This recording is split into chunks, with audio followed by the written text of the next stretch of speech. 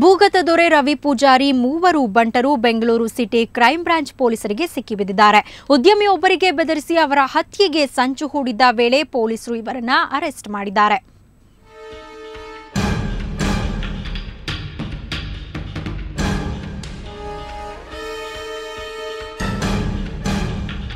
ಉದ್ಯಮಿಗಳು ಪ್ರತಿಷ್ಠಿತ ಡೆವಲಪರ್ಸ್ಗಳ ನಂಬರ್ ಸಂಗ್ರಹ ಮಾಡೋದು, ಬಳಿಕ ಅವರಿಂದ ಹಣಕ್ಕಾಗಿ ಡಿಮ್ಯಾಂಡ್ ಇಡೋದು, ಕೊಡ್ತಿರೋ ಇಲ್ಲ ಕೊಲೆ ಆಗ್ತಿರೋ ಅನ್ನೋ ಬೆದರಿಕೆ ಒಡ್ಡೋದು, ಇದೇ ಇವರ ಕೆಲಸವಾಗಿತ್ತು.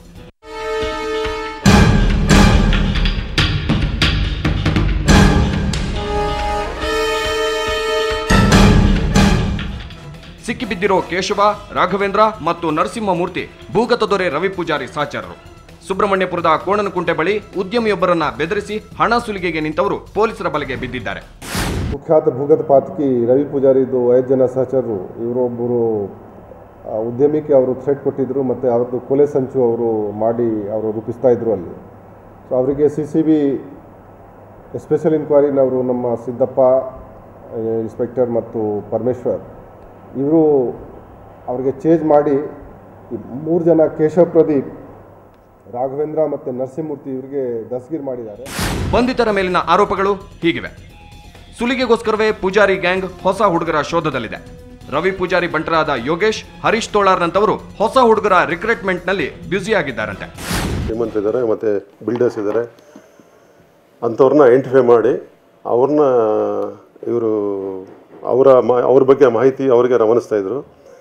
ಅವರು ಇವರ ಒಂದು ಮಾಹಿತಿ ಆಧಾರದ ಮೇಲೆ ಅವರಿಗೆ ಧಮಕಿ ಮಾಡಿ ಅವರಿಗೆ ಭಯ ಹುಟ್ಟಿಸಿ ಅವ್ರ ಕಡೆಯಿಂದ ಹಣ ವಸೂಲು ಮಾಡೋದಕ್ಕೆ ಇವ್ರನ್ನ ನೇಮಕ ಮಾಡ್ಕೊಂಡಿದ್ರು. ಆ ಥರ ಇವರು ಉಪಯೋಗಿಸ್ಕೊಳ್ತಾ ಇದ್ರು. ಒಟ್ನಲ್ಲಿ ಎಲ್ಲೋ ಕುಳಿತಿರೋ ಪೂಜಾರಿ ತನ್ನ ಬಂಟರ ಮೂಲಕ ಬೆಂಗಳೂರು ಭೂಗತ ಲೋಕದಲ್ಲಿ ಒಂದಿಲ್ಲೊಂದು ಕಾರಣಕ್ಕೆ ಸದ್ದು ಮಾಡ್ತಾನೆ ಇದ್ದಾನೆ. ಇವನ ಉಪಟಳಕ್ಕೆ ಯಾವಾಗ ಬ್ರೇಕ್ ಬೀಳುತ್ತೋ ಪೊಲೀಸರೇ ಉತ್ತರಿಸಬೇಕು. Arvind Sagar, crime bureau, Suvarna news 24/7. Killer BMTCಗೆ ಮತ್ತೊಂದು ಬಲೆ. ಈ ವಾಕ್ಯ ಹೇಳಿ ಹೇಳಿ ನಮಗೂ ಸಾಕಾಗಿ ಹೋಗಿದೆ, ಕೇಳಿ ಕೇಳಿ ನಿಮಗೂ ಸಾಕಾಗಿ ಹೋಗಿದೆ. ಆದರೆ ಹೇಳಬೇಕಾದ ಸಂದರ್ಭಗಳು ಮಾತ್ರ ಕಡಿಮೆ ಆಗ್ತಿಲ್ಲ. ಇವತ್ತು ಮಧ್ಯಾಹ್ನ ಕಿಲ್ಲರ್ BMTC ಮತ್ತೊಂದು ಬಲಿ ಪಡೆದಿದೆ. ತನ್ನ ಪಾಡಿಗೆ ತಾನು ರಸ್ತೆ ದಾಟ್ತಿದ್ದ ವ್ಯಕ್ತಿಯೊಬ್ಬ ಸ್ಥಳದಲ್ಲೇ ಪ್ರಾಣ ಬಿಟ್ಟಿದ್ದಾನೆ. ಚಾಲಕ ಪರಾರಿಯಾದ್ರೆ ನಿರ್ಜೀವ ಬಸ್ಸು ಸಾರ್ವಜನಿಕರ ಸಿಟ್ಟಿಗೆ ಬಲಿಯಾಗಿದೆ.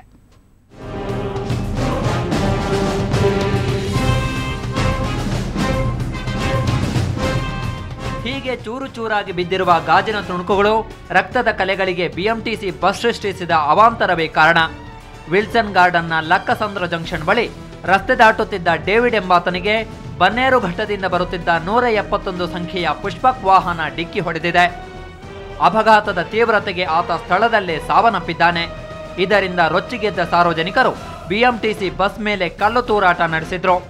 ಈ ಕಡೆಯಿಂದ ಬರ್ತಾ ಇತ್ತು ಅಂದರೆ ಮೈಕೋ ಕಡೆಯಿಂದ ಬರಬೇಕಾದ್ರೆ ಇಲ್ಸನ್ ಗಾರ್ಡನ್ ತಿರುಗ್ತಾ ಇತ್ತು. ತಿರುಗಬೇಕಾದ್ರೆ ಪಬ್ಲಿಕ್ ಈ ಕಡೆಯಿಂದ ನಡ್ಕೊಂಡು ಬರ್ತಾ ಇದ್ದ. ಫ್ರಂಟ್ ವೀಲ್ ಹತ್ತಿತ್ತು, ಆದರೆ ಯಾರು ನೋಡಲಿಲ್ಲ. ಬಸ್ ಅವನು ಸ್ಪಾಟ್ ಆದ. ಮುಖ ನೋಡೋಕ್ಕೆ ಪೊಲೀಸ್ನವ್ರು ಬಿಡಲಿಲ್ಲ.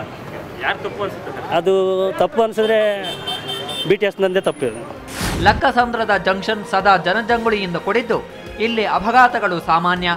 ಇದರ ನಿಯಂತ್ರಣಕ್ಕೆ ಪೊಲೀಸರು ಕ್ರಮ ಕೈಗೊಳ್ಳಬೇಕೆಂದು ಸ್ಥಳೀಯರು ಆಗ್ರಹಿಸಿದ್ರು. ಹೋಗಂಗಿಲ್ಲ, ಬರಂಗಿಲ್ಲ. ಕಸದ ಗಾಡಿ ಬಂದು BBMPದು ಅದು ಹೊಡೆದಿರೋದು, ಅದು ಸ್ಪಾಟ್ ಔಟ್ ಆಗಿತ್ತದು.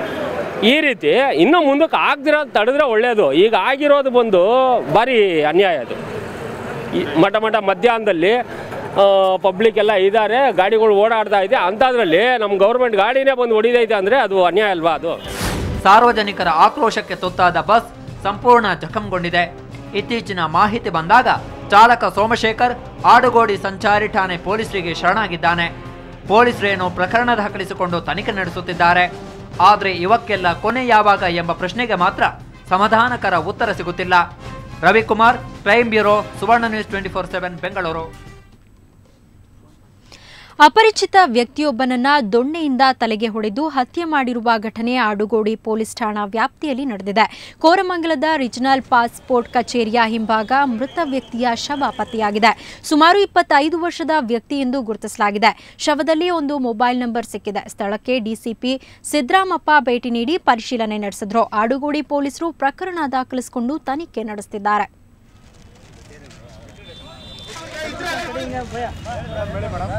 ಖಾಲಿ ಜಾಗ ಇದೆ. ಅಲ್ಲಿ ಖಾಲಿ ಜಾಗದಲ್ಲಿ ಸುಮಾರು 25 ವರ್ಷದ ವ್ಯಕ್ತಿ ಒಬ್ಬ ಯುವಕಂದ ಶವ ಸಿಕ್ಕಿದೆ. ಅದನ್ನು ಪರೀಕ್ಷಿಸಲಾಗಿ ಅವನ ತಲೆಗೆ ಯಾವುದೋ ಒಂದು ಬಲವಾದ ಆಯುಧದಿಂದ ಹೊಡೆದು ಕೊಲೆ ಮಾಡಿದ್ದಿದೆ. ಇದ್ರ ಬಗ್ಗೆ ನಾವು ಆಡುಗೋಡಿ ಪೊಲೀಸ್ ಠಾಣೆಯಲ್ಲಿ ಪ್ರಕರಣವನ್ನು ದಾಖಲಿಸ್ತಾ ಇದ್ದೀವಿ. ಮತ್ತು ಯಾವ ವ್ಯಕ್ತಿ ಅನ್ನೋದೇನು ತಿಳಿದು ಬಂದಿಲ್ಲ. ತನಿಖೆಯನ್ನು ಕೈಗೊಂಡು ಯಾರಿದ್ದಾರೆ, ಯಾರು ವ್ಯಕ್ತಿ ಮತ್ತು ಯಾರು ಕೊಲೆ ಮಾಡಿದ್ದಾರೆ ಅನ್ನೋ ಬಗ್ಗೆ ಪತ್ತೆ ಮಾಡಲಾಗುತ್ತೆ. ಈಗಾಗಲೇ ಬೆಲೆ ಏರಿಕೆ ಬಿಸಿಯಿಂದ ತತ್ತರಿಸ್ತಾ ಇರೋ ಜನರಿಗೆ ಸದ್ಯದಲ್ಲೇ ಇನ್ನೊಂದು ಶಾಕ್ ಆದಿದೆ. ಆದರೆ ಈ ಬಾರಿ ಶಾಕ್ ಕೊಡ್ತಿರೋದು ನೀರು. ಅಂದಹಾಗೆ ಈಗಾಗಲೇ ನಗರಸಭೆ, ಪುರಸಭೆ, ಪಾಲಿಕೆಗಳಲ್ಲಿ ನೀರಿನ ದರ ಹೆಚ್ಚಳಕ್ಕೆ ಸಂಪುಟ ಸಭೆ ಅಸ್ತು ಅಂದಿದೆ. ಹಾಗಾದ್ರೆ ಬೆಂಗಳೂರಿನ ಜಲಮಂಡಳಿ ನೀರಿನ ದರ ಹೆಚ್ಚಿಸುತ್ತಾ ಅನ್ನೋ ಕುತೂಹಲ ಇದ್ದೇ ಇರತ್ತೆ. ಜಲಮಂಡಳಿ ನಿರ್ಧಾರವೇನು ನೋಡೋಣ ಬನ್ನಿ.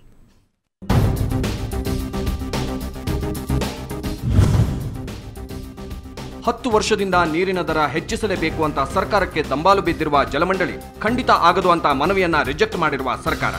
ಆದ್ರೆ ಮೊನ್ನೆ ತಾನೇ ಸಚಿವ ಸಂಪುಟ ಬೆಂಗಳೂರು ಹೊರತುಪಡಿಸಿ ರಾಜ್ಯಾದ್ಯಂತ ನೀರಿನ ದರ ಹೆಚ್ಚಳಕ್ಕೆ ಗ್ರೀನ್ ಸಿಗ್ನಲ್ ನೀಡಿದೆ. ಇದರಿಂದ ಅತೃಪ್ತಿಗೆ ಒಳಗಾದ ಮಂಡಳಿ ನಷ್ಟದ ಪ್ರಮಾಣವನ್ನು ಅಂಕಿಅಂಶದ ಮೂಲಕ ತೋರಿಸುತ್ತಿದೆ. ಪ್ರತಿ ತಿಂಗಳಿಗೆ ಮಂಡಳಿ ಬರೋಬ್ಬರಿ 6.5 ಕೋಟಿ ರೂಪಾಯಿ ನಷ್ಟ ಅನುಭವಿಸ್ತಾ ಇದೆ. ಜೊತೆಗೆ ವಿದ್ಯುತ್ ದರ ಏರಿಕೆ ಮಂಡಳಿಗೆ ತುಂಬಲಾರದ ನಷ್ಟವಾಗಿದೆ. ಕಳೆದ 10 ವರ್ಷಗಳಿಂದ ನೀರಿನ ದರ ಜಾಸ್ತಿ ಆಗಿಲ್ಲ. ಆಮೇಲೆ 10 ವರ್ಷಗಳಲ್ಲಿ ವೆಚ್ಚ ಭಾಳ ಜಾಸ್ತಿ ಆಗಿದೆ. ಎಲೆಕ್ಟ್ರಿಸಿಟಿ ಕಾಸ್ಟ್ ಜಾಸ್ತಿ ಆಗಿದೆ. ಒಂದು ವರ್ಷಕ್ಕೆ 310 ಕೋಟಿ ರೂಪಾಯಿಯಷ್ಟು ನಾವು ಪವರ್ ಕಾಸ್ಟನ್ನು ಕೊಡ್ತಾ ಇದ್ದೀವಿ. ಆಮೇಲೆ ಪ್ರತಿ ವರ್ಷ ಬೇರೆ ಬೇರೆ ಎಲ್ಲ ರೀತಿಯಿಂದ ಕಾಸ್ಟ್ ಜಾಸ್ತಿ ಆಗ್ತದೆ. ಹಾಗೆ ನೀರಿನ ದರ ಸ್ವಲ್ಪ ಜಾಸ್ತಿ ಮಾಡಬೇಕಾಗುತ್ತೆ ಅಂತ ನಮ್ಮ ಸರ್ಕಾರಕ್ಕೆ ನಮ್ಮ ಒಂದು ಕೋರಿಕೆ ಇದ್ದೇ ಇದೆ. ಸರ್ಕಾರ ಅದನ್ನು ಪರಿಶೀಲನೆ ಮಾಡಿ ಸೂಕ್ತವಾದ ಸಮಯದಲ್ಲಿ ತೀರ್ಮಾನ ತೆಗೆದುಕೊಳ್ಳುತ್ತೆ.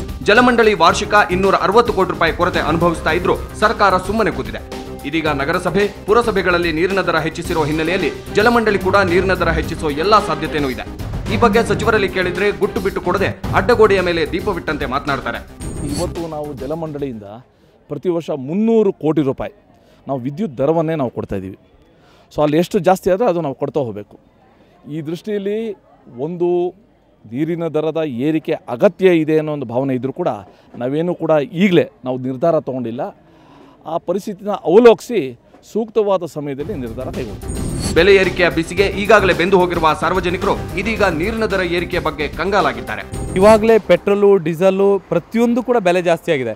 ಒಂದು ವೇಳೆ ಏನಾದರೂ ಪುನಃ ಸಚಿವ ಸಂಪುಟದಲ್ಲೋ ತೀರ್ಮಾನ ತಗೊಂಡ್ರೆ ತಪ್ಪಂತ ನನ್ನ ಭಾವನೆ. ಇವು ನಷ್ಟ ಇದೆ, ಸ್ವಾಭಾವಿಕ. ಅಂದರೆ ಇವಾಗಲೇ 10 ವರ್ಷದಿಂದ ಬೆಲೆ ಜಾಸ್ತಿ ಮಾಡಲ್ಲ, ನಷ್ಟ ಆಗ್ತದೆ. ಇವಾಗಲೇ ಮತ್ತಷ್ಟು ಹೊರೆ ಆದರೆ ಜನಸಾಮಾನ್ಯರು ಜೀವನ ಮಾಡೋದು ತುಂಬ ಕಷ್ಟ ಆಗುತ್ತೆ ಅನ್ನೋದು ನನ್ನ ಅಭಿಪ್ರಾಯ. ಸಾಮಾನ್ಯವಾಗಿ ಬೆಲೆ ಏರಿಕೆಯ ವಿಷಯದಲ್ಲಿ ಸದಾ ತುದಿಗಾಲಲ್ಲಿ ನಿಂತಿರೋ ಸರ್ಕಾರ ಜಲಮಂಡಳಿಯ ನೀರಿನ ದರ ಹೆಚ್ಚಿಸೋಕೆ ಹಿಂದೇಟು ಹಾಕುತ್ತಿದೆ.